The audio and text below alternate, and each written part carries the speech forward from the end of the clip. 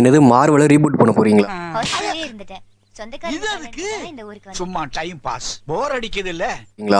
ஆமாங்க. இப்போ ரீசெண்டாக வந்து பார்த்தீங்கன்னா கெவின் ஃபேக்ட்ரி கொடுத்த ஒரு இன்டர்வியூவில் நாங்கள் மார்வல் வந்து ரீபூட் பண்ண போகிறோம், கிட்டத்தட்ட ரீபூட்டில் ரீஸ்டார்ட்டுங்கிற மாதிரி சொல்லியிருந்தாரு.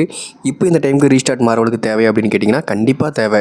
ஸோ நான் ஒரு கேள்வி கேட்குற கரெக்டாக போக சொல்லுங்கள். அவங்க எத்தனை பேர் கரெக்டாக அயன்மேனை பிடிச்சது, நம்ம ஃபால்கனை கேப்டன் அமெரிக்காவை பார்த்தது பிடிச்சது? ஸோ நிறைய பேருக்கு வந்து பார்த்தீங்கன்னா அந்த அயன்மேன் கேரக்டர் கேப்டன் அமெரிக்கா கேரக்டருமே பிடிக்கல. ஸோ இதனாலே வந்து பார்த்தீங்கன்னா நிறைய ஃப்ரெண்ட்ஸ் காண்டில் இருந்தானுங்க.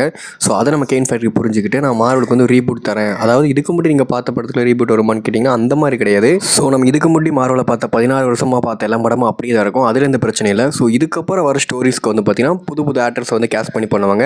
ஒரு சின்ன எக்ஸாம்பிளுக்கு நம்ம அயன்மேன் கேரக்டருக்கு வந்து பார்த்தீங்கன்னா இனிமேல் நம்ம ஆர்டிஜே வந்து பண்ண முடியாது. So not only Dhoni character, so பல கேரக்டர்ஸ்க்கு வந்து பார்த்தீங்கன்னா வேறு ஆக்டர்ஸ் வச்சு அதுக்கப்புறம் பண்ண பாருங்க. அதாவது கேப்டன் அமெரிக்கா, உல்வரின், ஸோ இந்த மாதிரி எல்லாமே மாற்ற போகிறாங்க. டெக்னிக்கலாக அது வந்து பார்த்தீங்கன்னா நம்ம ஃபேன்ஸ் நம்ம ஏற்றுக்கிறது நல்லதான் எனக்கு தோணுது. ஏன்னா நம்ம ஒத்துப்போம், நமக்கு ஒரு வழி இல்லை. இல்லைனா அயன்மேன் கேரக்டர் மறுபடியும் கொண்டு வந்து அயன்மேன் கேரக்டருக்கு ரீப்ளேஸ்மெண்ட்னு சொல்லுவாங்க. ஒத்துப்பீங்களா? அதுக்கு பேசாமல் ஒத்துக்கிட்டு போயிடலாங்க அடுத்த